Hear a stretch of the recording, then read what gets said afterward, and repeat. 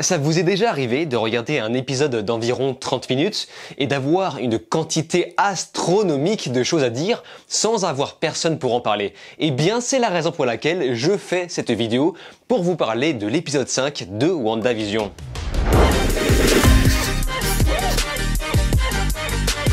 Salut à tous, c'est Vince alias Amergame et aujourd'hui WandaVision épisode 5, épisode de 35 minutes avec beaucoup trop de choses à dire. C'est la raison pour laquelle je pense résumer brièvement avant d'entrer dans le vif du sujet. Et on commence d'entrer sur un nouveau format sitcom des années 80 et non 90 d'après ce que certains commentaires ont pu me dire dans ma vidéo précédente. L'écran switch en 16/9, donc on va quitter le format 4/3 alors que ce format a quand même suivi nos écrans depuis le 21e siècle, mais bon, ce n'est pas forcément un problème en soi. On retrouve également un nouveau générique qui ressemble plus à un genre de diaporama de mariage, et Agnès fait son intervention en première, comme par hasard, et on en reparlera après, et 4 minutes est le temps qu'il a fallu pour la première prise de lucidité, soit 2 fois plus rapide que dans l'épisode 3. Et sans surprise, Tommy et Billy passent de bébé à enfant de 5 ans en moins de 2, ils adoptent un chien qu'ils vont par la suite nommer Sparky, ce qui va les pousser à switcher directement à l'âge de 10 ans. Et tout ceci avant que le chien y passe, déjà. Pendant ce temps, l'épisode va s'alterner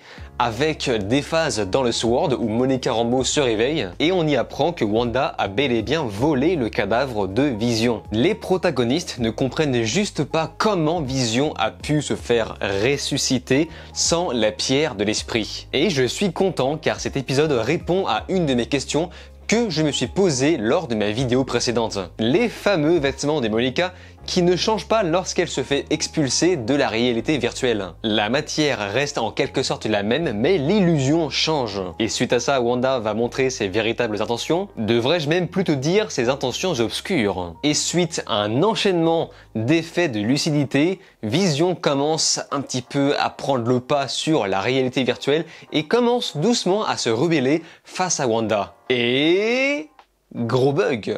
Gros bug. Je parle de moi là, pas de la série. Car Quicksilver revient. Enfin, j'ai vu le plan de dos, je me suis dit, ok, Pietro est là, il est back. Il revient. Mais dans sa version X-Men jouée par Evan Peters. Alors première chose, lorsque le champ contre champ s'est interverti, j'ai lâché un quoi? Littéralement, c'est pas une blague. Donc pour la première fois, ils vont le faire, ils vont mêler les X-Men avec les Avengers. Et ça, c'est un premier pas. Parce que oui, n'oublions pas que Disney a racheté la Fox, qui ne s'appelle plus la Fox d'ailleurs. Donc cette fois-ci, il n'y a plus de limite. Revenons-en maintenant plus en détail. Déjà pour commencer, la première prise de conscience de l'épisode caricature en quelque sorte les nouvelles prises de tournage. Théoriquement, il ne s'est rien passé, mais c'était un déclencheur suffisant pour que Vision se réveille. Ensuite, alors là par contre c'est complètement subjectif et je pense qu'il est évident que je me gourre, mais pour une raison que je ne saurais expliquer, je me suis laissé croire que la voix qu'on entend lorsque Monica se réveille provient de celle de l'agent Coulson. Mais ça m'étonnerait fortement puisque l'agent Coulson a été plus ou moins mis de côté depuis que la série Les Agents de S.H.I.E.L.D. a été en quelque sorte décanonifié. Alors que, on devrait le voir parce que c'est quand même un personnage qui apparaît dans le film Thor, avec Darkseid également. Il a parfaitement sa place dans le Sword, mais pour l'instant, silence radio. Ensuite, on recontextualise bien le personnage de Wanda pour savoir qui elle est. On nous précise qu'il s'agit de la fille d'Irina et d'Oleg Maximoff. Et donc, on va mettre de côté tout le passif avec Magneto. Enfin, pour l'instant, vu ce qu'on a vu dans cet épisode-là. Mais en vrai, c'est ouf, c'est incroyable. Enfin, je ne sais pas si vous vous en rendez compte, mais le fait de faire revenir un personnage issu des X-Men à la fin de l'épisode, pour moi, ça m'a vraiment chamboulé. Parce que je n'ai pas arrêté de me dire, ouais, bon, Wanda, c'est un personnage à la base issu des X-Men, je crois, et la version Avengers a été changée, et comme par hasard, eh bien voilà, Quicksilver. Donc, attendons de voir où tout ceci va nous emmener. Mais à mon avis, X-Men Power, ça va y aller. Même si, petite parenthèse, moi je me dis que mêler les X-Men dans l'univers des Avengers, pourquoi pas? Seulement faire ça dans un film entier pour sûrement conclure la phase 4, eh bien je trouve que ça risque d'être compliqué de faire venir autant de personnages et de leur donner un intérêt à chaque fois. Bref. Autre chose que j'ai noté, c'est l'espèce de jeu de regard entre l'agent Wu et Tyler Hayward. Lorsque ce dernier rappelle que Wanda et Pietro étaient radicalisés à l'Hydra, et bien l'agent Wu le reprend et Tyler a l'air un peu vexé. Il montre très clairement avec son regard qu'il est en désaccord total, ce qui montre une petite dualité entre ces deux personnages qui montent doucement deux camps différents au sein du SWORD, qui consiste d'un côté à être pour Wanda et de l'autre être contre. Et on l'a bien vu avec l'espèce de débat entre Monica, l'agent Wu, Tyler, etc. Donc je vous préviens, mais Tyler Hayward va clairement passer pendant un petit moment pour le con de service, le fameux con fermé contre Wanda qui selon moi pense de façon rationnelle. Enfin, en tout cas pour l'instant. En l'état, Wanda est parfaitement criminel et il a raison d'agir ainsi. Bon, je vais être un peu relou avec ça, mais j'insiste sur le fait que je pense toujours que Wanda est bel et bien une victime de sa propre situation, même si la série essaye encore et toujours de nous prouver le contraire. Pour vous prouver que Wanda n'est pas à l'origine de cette mascarade et qu'elle se fait bien manipuler quelque part, c'est tout simplement à la fin de l'épisode où elle avoue Why? Tell me why. Do you really think that I am controlling everything? I don't know how any of this started in the first place. Elle avoue qu'elle ne sait même pas comment ça a commencé. Donc, elle se fait manipuler par quelqu'un et ce quelqu'un pourrait très bien être Agnès. Donc ça, évidemment, c'est une hypothèse que certains commentaires ont pu émettre dans ma vidéo précédente, que je mentionnerai à la fin de la vidéo. Donc, restez bien jusqu'à la fin pour en savoir plus. Mais pour l'instant, on peut s'imaginer que Agnès profite du deuil de Wanda pour la mort de Vision afin de mieux tirer les ficelles. Et au passage, je ne sais pas si vous avez remarqué, mais à un moment donné, ils font référence à la couleur rouge, enfin entre le dôme qui devient rouge et la transition de suite après sur la publicité avec le sirop rouge, comme par hasard. Ne serait-ce pas là un clin d'œil sur une potentielle future apparition du personnage de Mephisto? Et encore une fois, c'est une chose dont on va parler dans ma vidéo précédente, donc même tarif, partie commentaire. Je rappelle que Mephisto est un personnage issu de Marvel lié à l'univers de Ghost Rider, et je rappelle aussi que Ghost Rider est apparu dans la série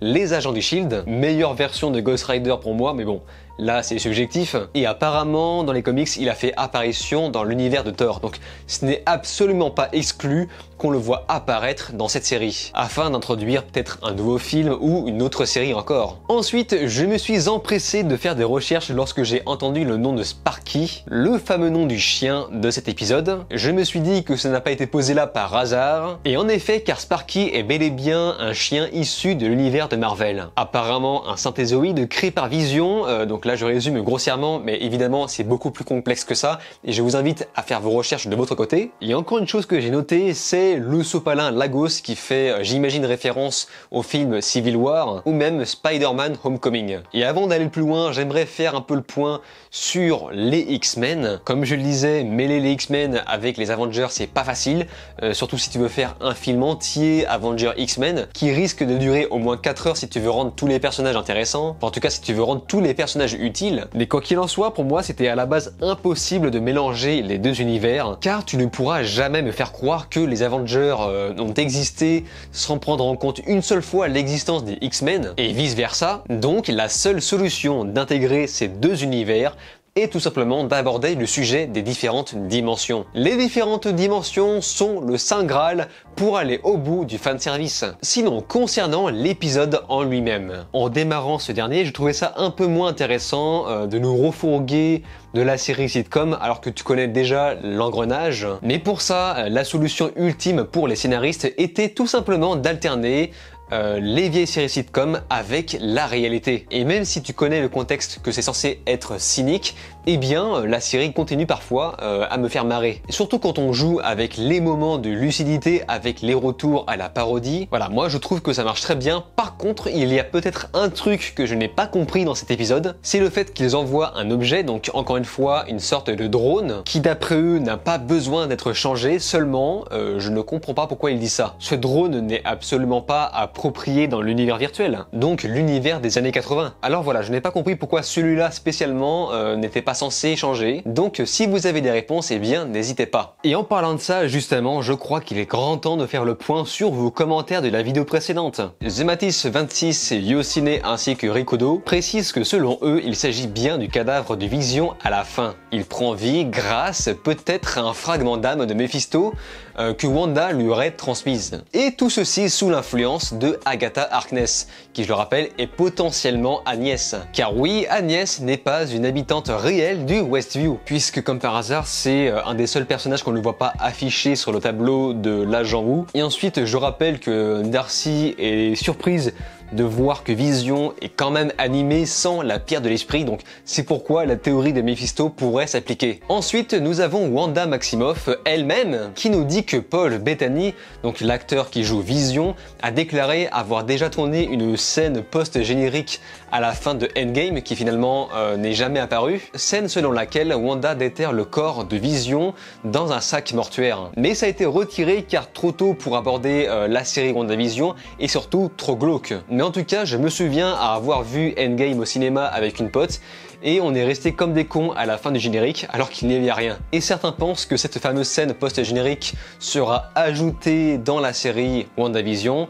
Moi, je ne pense pas pour une raison très simple. Tout simplement parce que le fait que Wanda vole le corps de Vision a été revisité dans le Sword et on l'a d'ailleurs vu dans la caméra de sécurité. Donc, elle ne déterre pas un corps, elle le vole dans une morgue. Si j'ai bien compris, Kimix Tsubasa nous dévoile pas mal de théories en liaison avec les comics que j'affiche à l'écran car il y a vraiment trop de choses à dire. Donc voilà, vous ferez pause si vous voulez. Ensuite, nous avons Arsu qui lui va reprendre une partie de ces théories avec comme nom de code Photon, donc le fameux nom de code qu'on peut voir sur la fiche de Monica, qui apparemment est son nom de super-héroïne. Et selon certains, il est possible qu'elle ait obtenu ses pouvoirs par le biais de son expulsion du monde virtuel jusqu'à la réalité. RMC ainsi que The MRGP reviennent sur la tenue de Monica qui ne change pas dans le monde réel, mais ils précisent que c'est également le cas de la fameuse corde du scientifique qui ne change pas dans le monde réel. Et on peut imaginer que Vision et les jumeaux apparaîtront dans le monde réel